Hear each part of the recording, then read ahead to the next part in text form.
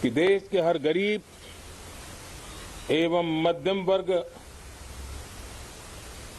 समुदाय पर நாடாளுமன்ற பட்ஜெட் கூட்டத்தொடர் இன்னும் சற்று நேரத்தில் தொடங்க உள்ள நிலையில் பிரதமர் மோடி செய்தியாளர்களை சந்தித்து வருகிறார். அந்த காட்சிகளை காண்போம். साथियों,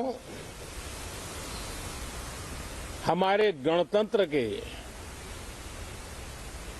75 वर्ष पूरे हुए हैं.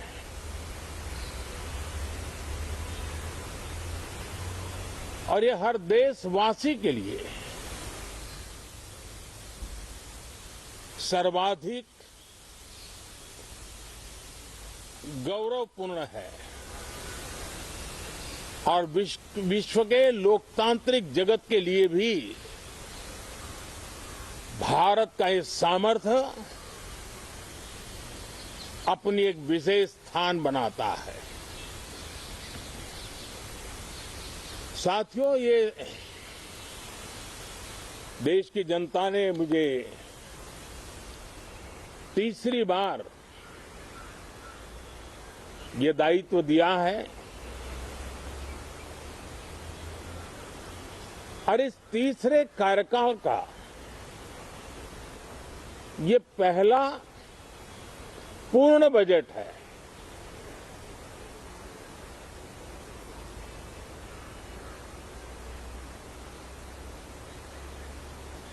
और मैं विश्वास से कह सकता हूं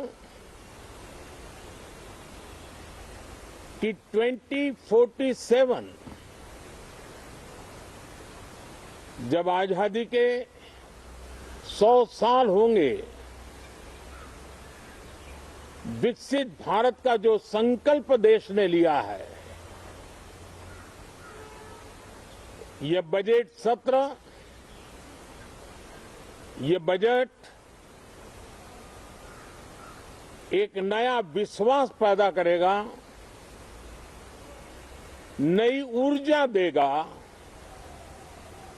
कि देश जब आजादी के 100 साल मनाएगा तब विकसित होकर रहेगा.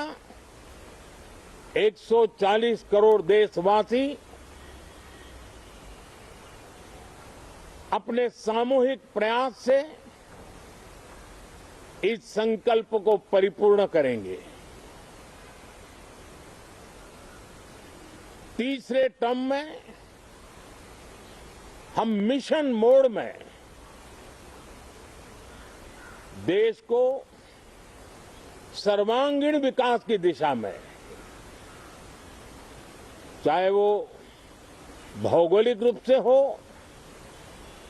सामाजिक रूप से हो या आर्थिक भिन्न भिन्न स्तर के संदर्भ में हो, हम सर्वांगीण विकास के संकल्प को लेकर के मिशन मोड में आगे बढ़ते जा रहे हैं. इनोवेशन, इंक्लूजन और इन्वेस्टमेंट, ये लगातार हमारे आर्थिक गतिविधि के रोड मैप का आधार रहा है. इस सत्र में हमेशा की तरह कई ऐतिहासिक बिल पर संशोधन को चर्चा होगी और व्यापक मंथन के साथ वो राष्ट्र की ताकत बढ़ाने का काम करने वाला कानून बनेंगे. विशेषकर नारी शक्ति के गौरव को पुनः प्रस्थापित करना, पंथ संप्रदाय के भेद से मुक्त होकर के हर नारी को सम्मानपूर्ण जीवन मिले, उसको भी समान अधिकार मिले, उस दिशा में इस सत्र में कई महत्वपूर्ण निर्णय लिए जाएंगे. Reform, perform and transform. जब विकास की तेज गति को प्राप्त करना होता है तो सबसे ज्यादा बल रिफॉर्म पर रहता है। राज्य और केंद्र सरकार ने मिलकर के परफॉर्म करना होता है और जन भागीदारी से हम ट्रांसफॉर्मेशन देख सकते हैं। हमारा युवा देश है, युवा शक्ति है और आज जो 20-25 साल की आयु के नौजवान है, जब वो 45-50 साल के होंगे तब वो विकसित भारत का सबसे बड़े बेनिफिशियरी होने वाले हैं। उम्र के उस पड़ाव पे होंगे, नीति निर्धारण की व्यवस्थाओं में उस जगह पे बैठे होंगे कि वे गर्व के साथ आजादी के बाद जो शताब्दी शुरू होगी, एक विकसित भारत के साथ आगे बढ़ेंगे। और इसलिए ये विकसित भारत के संकल्प की पूर्ति का प्रयास, ये अथाग मेहनत आज जो हमारे टीनेजर्स हैं, हमारी युवा पीढ़ी है, उनके लिए ये बहुत बड़ा तोहफा बनने वाली है। जो लोग 1930 में 42 में आजादी के जंग में जुट गए थे, पूरी देश की युवा पीढ़ी खप गई थी आजादी के जंग में, और उसके फल 25 साल के बाद जो पीढ़ी आई उसको नसीब हुए। उस जंग में जो नौजवान थे उनको नसीब हुए। आजादी के पूर्व के वो 25 साल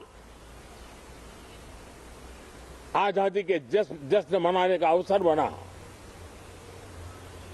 वैसे ही ये 25 वर्ष समृद्ध भारत, विकसित भारत, ये संकल्प से सिद्धि और सिद्धि से शिखर तक पहुंचने का देशवासियों का इरादा। और इसलिए बजट सत्र में सभी सांसद विकसित भारत को मजबूती देने के लिए अपना योगदान देंगे।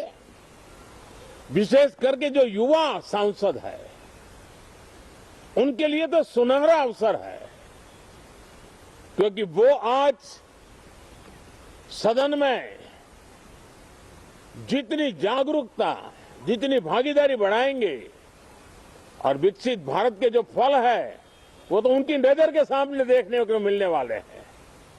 और इसलिए युवा सांसदों के लिए एक अनमोल अवसर है।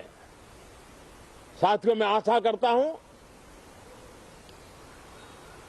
कि हम देश की आशा आकांक्षाओं के इस बजट सत्र में खरे उतरेंगे। साथियों, आज एक बात आपने जरूर नोट की होगी, मीडिया के लोगों ने तो जरूर करनी चाहिए। शायद 2014 से लेकर अब तक शायद पहला पार्लियामेंट का सत्र है कि जिसके 1-2 दिन पहले कोई विदेशी चिंगारी नहीं प्रगटी है। विदेश में से आग लगाने की कोशिश रही हुई है। 10 साल से यानी 14 से देख रहा हूं, हर सत्र के पहले शरारत करने के लिए लोग तैयार बैठते थे, और यहां उसको हवा देने वालों की कोई कमी नहीं है। ये पहला सत्र मैं पिछले 10 साल के बाद देख रहा हूं कि जिसमें किसी भी विदेशी कोने से कोई चिंगारी नहीं हुई। साथियों, बहुत बहुत धन्यवाद।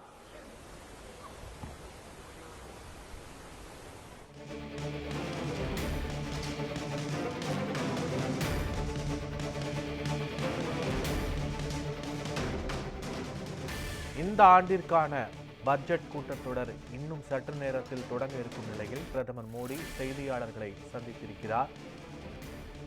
நாட்டின் தூண்களாக அனைவருக்குமான திட்டங்களும் முதலீடு புத்தாக்கம் திகழ்கின்றன என்று பிரதமர் தெரிவித்திருக்கிறார். மக்களின் மேம்பாட்டிற்காக நாள்தோறும் தீவிரமாக பணியாற்றி வருகிறோம் என்றும் பிரதமர் நரேந்திர மோடி செய்தியாளர்கள் சந்திப்பின் போது தெரிவித்திருக்கிறார்.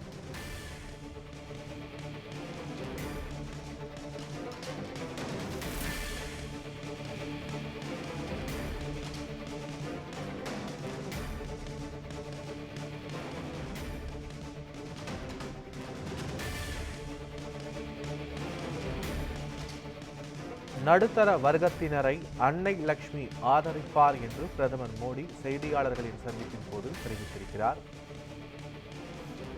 2047 இந்தியா வல்லரசாக மாறும் வகையில் மத்திய பட்ஜெட்டானது தாக்கல் செய்யப்படுவதாகவும் பிரதமர் மோடி தெரிவித்திருக்கிறார்.